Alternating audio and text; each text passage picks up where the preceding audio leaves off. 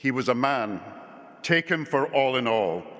I shall not look upon his like again. And that is John. We will never see his like again.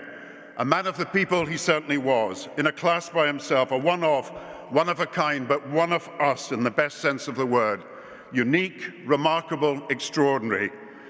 John Lennon would have called him a working-class hero, and not least because he risked appearing on Gavin and Stacey, seen by millions as Ness's rejected suitor. John was a man of the people because he could connect with people, and I don't just mean that man in Rill who dared to hurl an egg at him. John could connect with people who had not only encountered him in the media, but knew he was on their side. And the John you saw in Hull and the John you saw at home was the John you saw in Downing Street. And the reason is he was never afraid to stand up for what he believed and for the people it was his life's work to serve. Like most progressive movements, the Labour Party and power are uncomfortable in each other's company. In its rational moments, which are too often preceded by a prolonged period of opposition, the party knows it needs power to fulfill its purpose. But it sort of distrusts power, finds it desirable but dangerous to its self-worth, will advocate change but be curiously conservative in driving it or accepting the pain, the compromises, the trade-offs, which are its natural accompaniment.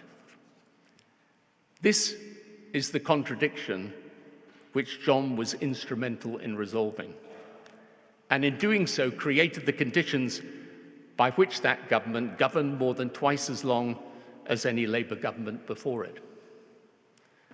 John had the brain to make an argument and the personality to make it appealing.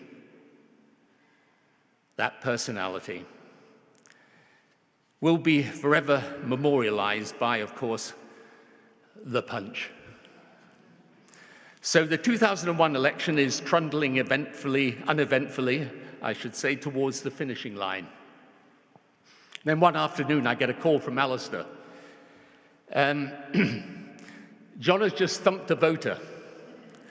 Oh, I say, hard? Well, he'd laid him out, so yes. Anyway, cue pandemonium in the media and party headquarters. The general view amongst the campaign advisors is that it's not good for the Deputy Prime Minister to whack a voter, even if provoked, even a guy with a mullet. So I agree, not with enthusiasm, to call John and ask him to say sorry. John, I begin, and I blather on for a few minutes. John interrupts me. Cut the crap, he said. You want me to apologize, don't you? Well, yes, John. Thank you for understanding. The answer's no, I'm not bloody well apologizing, and that's an end of it. So it's right that we celebrate his life's work. He played a huge part in the affairs of government. But I want to celebrate him also as a man, a good man, a man who started as my political partner and became my personal friend.